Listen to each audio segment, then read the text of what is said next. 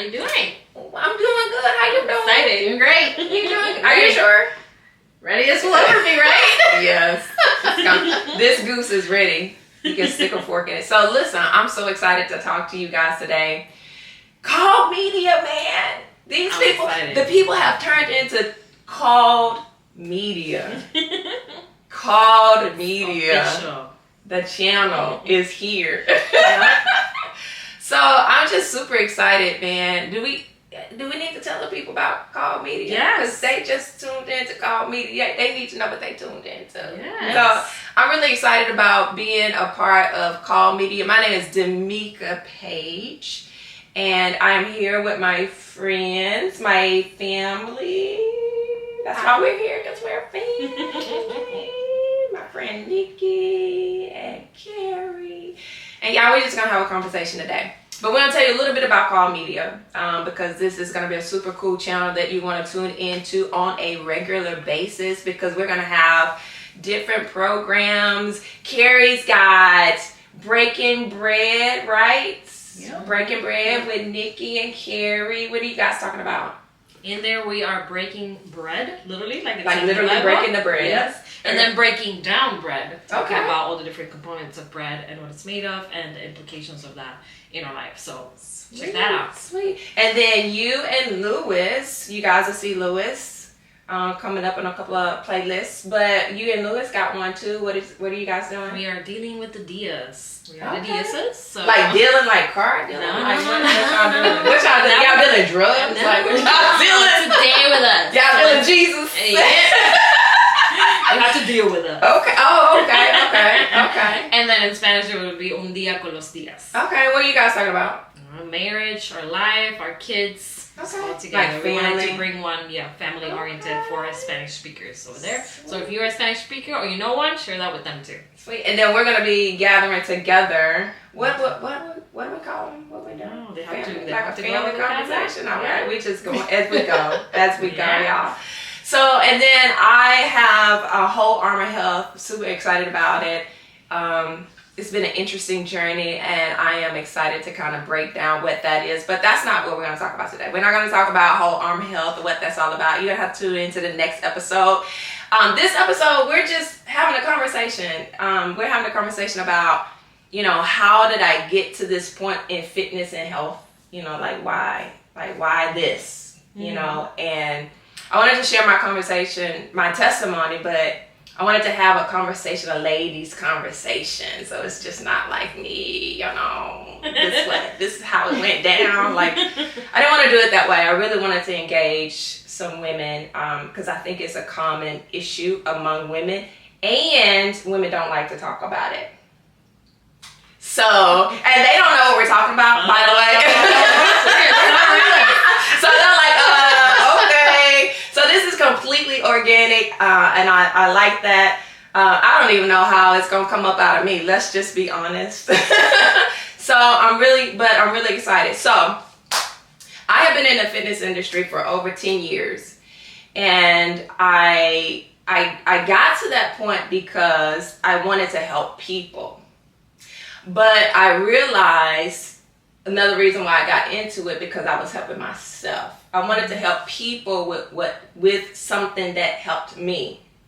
And the reason why it helped me was because as a child, I struggled with depression. And so I really wanted to talk about defeating depression. And as a teenager, I probably saw several therapists. Like, my mom took me to several therapists, and at some point, I remember, I'll never forget, it was me and my mom, like you and Carrie, sitting in front of the therapist, right, in this big old desk, and I remember her saying, she's just different, and I don't remember anything else the lady said. But I just remember her saying, she's just different. And so I wanted to talk about defeating depression. I wanted to talk about,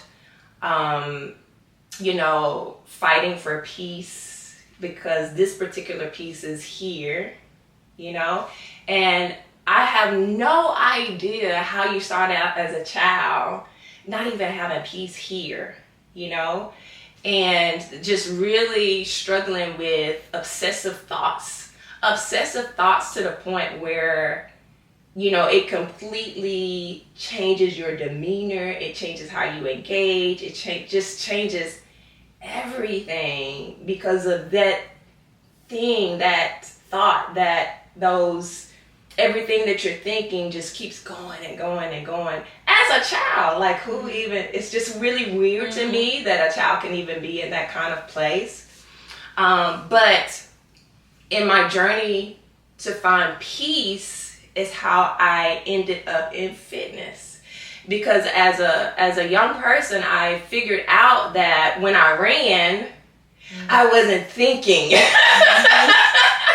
And it became a place for peace for me. So like I'm telling you, I think maybe 12, as my teenage years, I lived in the country. So I'm from Mississippi. I grew up on a farm.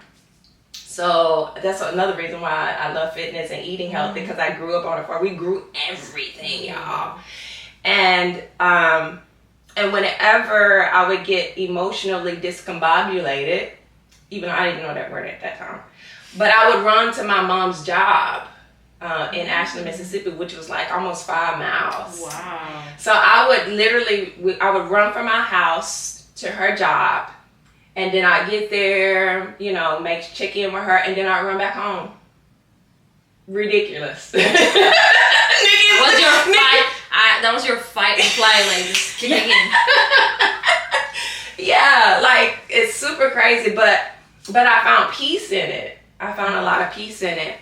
And even when I gave my life to Christ, I found that I still struggled in my mind. And so as I got older, in my college years and so forth on, and I still struggled with it. So it wasn't enough. So the physical part was helpful, but it still wasn't enough.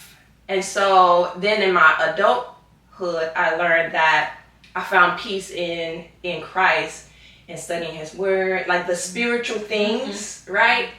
And then I was like, okay, like these things got to go together. You know what I mean? Like, right? Like I know I get peace in one of them, and then when I'm in the other one, I get peace. Like, so how do I marry them? Like, because no one was. Like, be honest, when you go to church, when you come into Christ, like, nobody's talking about the physical part of, finding peace. In church, you really just hear about the spiritual things. You want to read your word, you need to pray, and we do need those spiritual things because our spirit man needs that. But then we have another part of us that's physical, and the physical body needs some things as well in order for it to function right. But nobody has been talking about it. In my experience, how they can live together and how you bring those things together and then truly have peace, and so that's kind of how I ended up there. But y'all, I really wanted to talk about what that looked like, because it's really easy to say, I struggle with depression. Like a lot of women struggle with depression, but we don't like to talk about what that really looks like, right? or we don't even realize what it looks like, because right. I may not have internalized what I went through as a kid, but then once grown, for example, a lot is talked about postpartum depression. Right. After I had Emily the first time, I didn't know what was wrong with me. I had no clue. Pregnant with my second child is when I was actually watching a documentary that talked about, all this news we see when a parent unalives their baby, and usually we judge, but it was explaining that side of postpartum depression.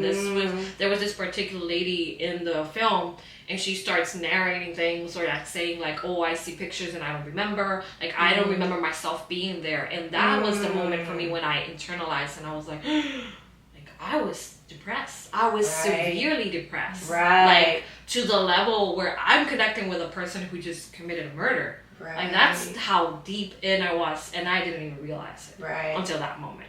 So a lot of times we don't we're unaware, or because, like you were saying, they haven't been married. It's usually both extremes. It's either, the physical part of it, you're crazy, or you live in this spiritual world where that's not even possible. Strictly spiritual, or or it's not even a value. Yeah. And there was, it's never, no, just like pray it away. It's like, well, there's other things also that I need to do to deal with it. And even after that, it's like you said, it's not a linear thing. It's not it doesn't just go away. It's something that you have to constantly, because then later on life, I started experimenting then anxiety. Yep. In panic attacks. I had never had a panic attack. Yes. I didn't know what was happening. Yes. I started driving in circles. I was like up, down, up, down, up, You're down. crazy person. I was gonna say, but I was like, it's okay. I was like, this what is a safe space with me?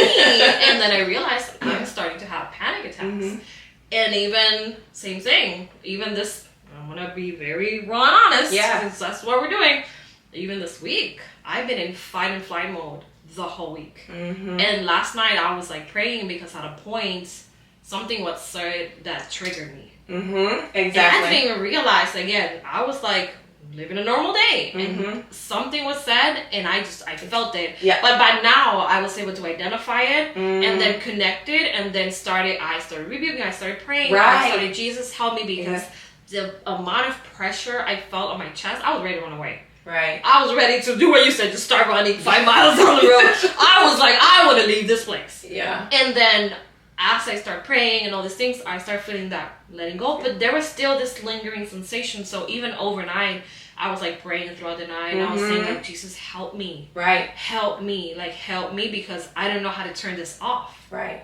So it's, sometimes you're not even aware. Absolutely. And then because we don't talk about it, we don't hear. Nobody knows that I was feeling that yesterday. Exactly, because we don't like to talk about it. And then so if we had more comfort in sharing those things, then other people could be like, oh, I was feeling that. Oh, that's what that is, and that's really why I wanted to have this conversation. When I've shared with people, many years ago. When I was first going through it as a child, and then people will see me now and I'm like, what? But no, really, I struggled with depression so much to the point I used to think about suicide on a regular basis. Like it was just a regular thought process, to the point of researching, suicide. Like, how do you want to, like really kind of crazy. Like, okay, like, how do you want to do it? Do you want to go quietly? What's a good way where you can not feel pain? Like, it's really kind of crazy now. It's kind of desensitized a little bit. Like to literally think about something like that, rationalize it, research it, like, no. But it was so normal that I didn't even think anything of it. Like, and then someone would say, well, what if somebody found you like that way? Well, okay, I don't really have a reason.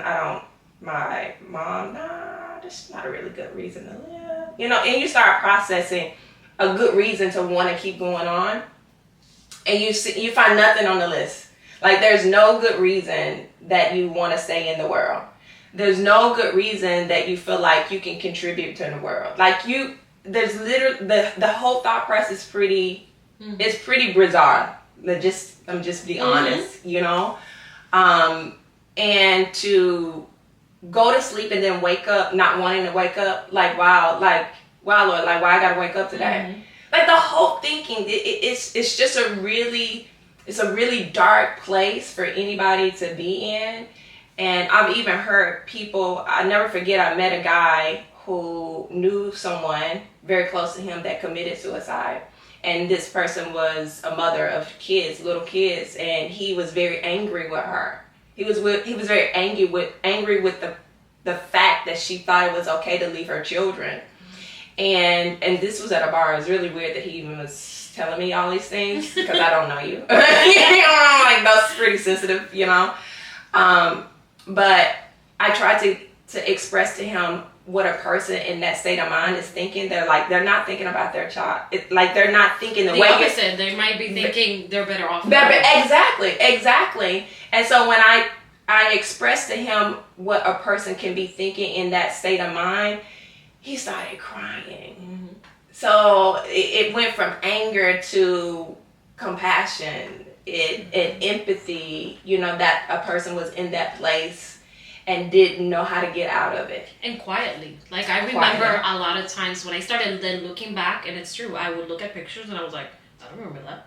Mm-hmm. There's a period of time from the moment she was born to maybe 6 months or 8 months that I have no memory of it. Mm-hmm. But I do remember, for example, being in church at times. Right. And I knew somebody who was a psychologist, and I remember standing in front of her and screaming internally, help! But I didn't know how to open my mouth and say that. Yeah.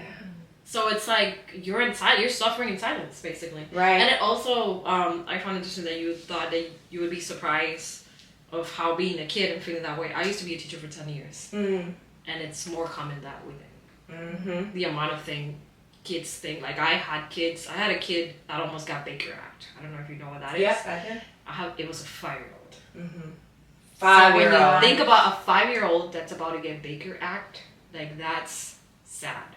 And that's the reality of a lot of families and a lot of kids going through stuff like that. So it's serious. Right. And then for parents to recognize it early, that's the reason. And they're struggling too.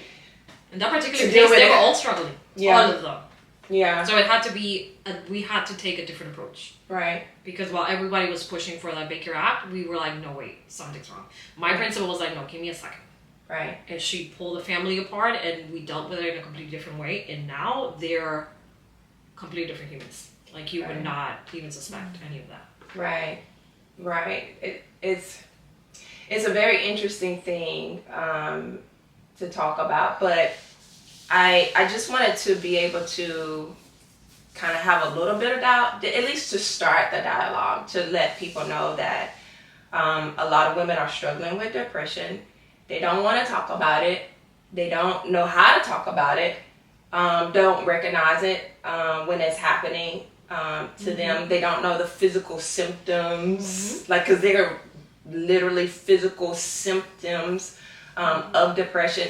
You were saying that you didn't even recall certain times. I remember sometimes I would get so depressed, I wouldn't take a bath. Everything would be dark. There was no light in the room, and I would when I came out of it, I literally could lose days and not even remember what happened, like what did I do over the last. And it's very spiritual, and nobody talks about that part of it too. Nobody talks about the fact that there is literally a spirit pressing. That's why it's called depression.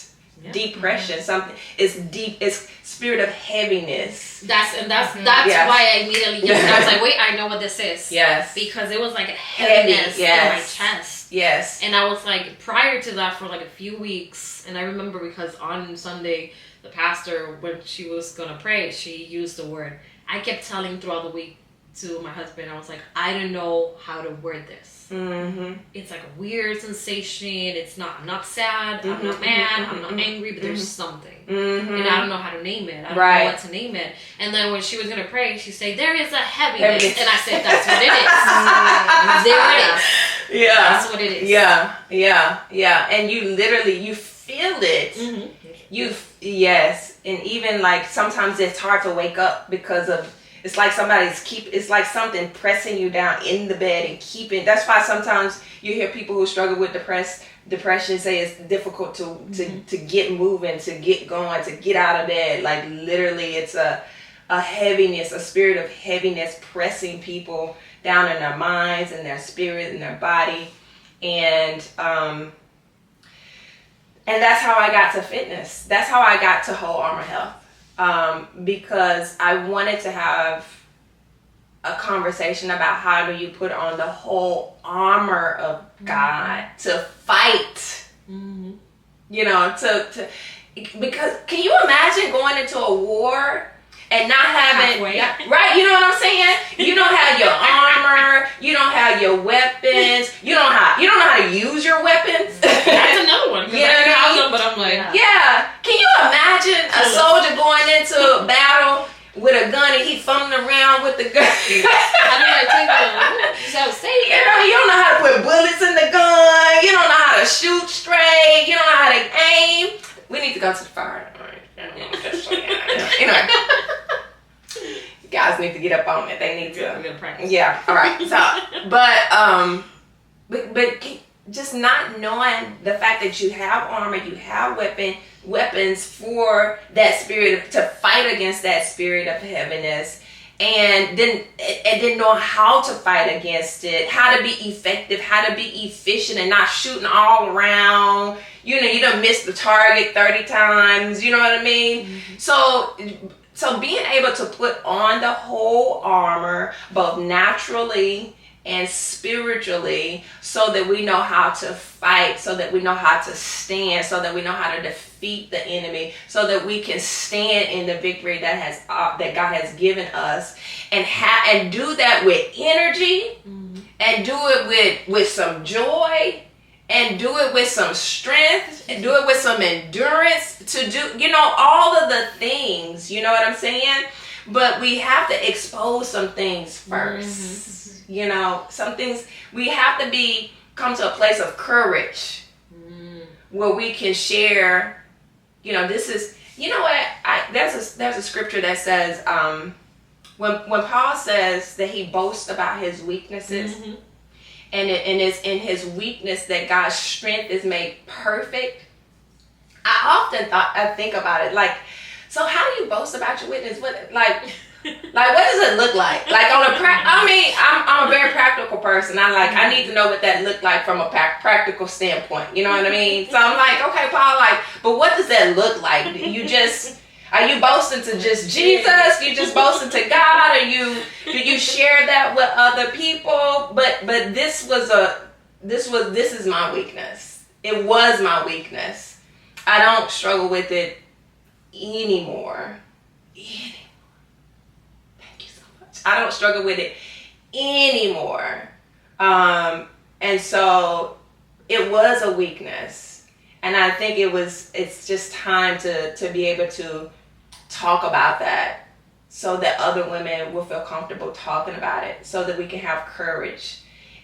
If I walk in courage, maybe other women will walk in courage, to talk about how they're feeling, whether it's, after they've given birth, or even as a 5-year-old. Who knows, a 5-year-old might run into this conversation and know that they can defeat that. Know what that looks like, know what it sounds like, and know that it can be defeated. Know that you can put on an armor and you have weapons that both naturally and spiritually, and 5-year-olds need to know that they need to be some spirit. They need to know the spiritual things to do too. We be waiting too late. No, yeah. I don't have kids. I know y'all have kids, but I'm just saying we wait too late to be teaching them about. Put on the armor of God. You know what I'm saying? They need to come out speaking in tongues. I'm just saying. You know what I'm saying? They need to know the Lord's presence once they come out the womb.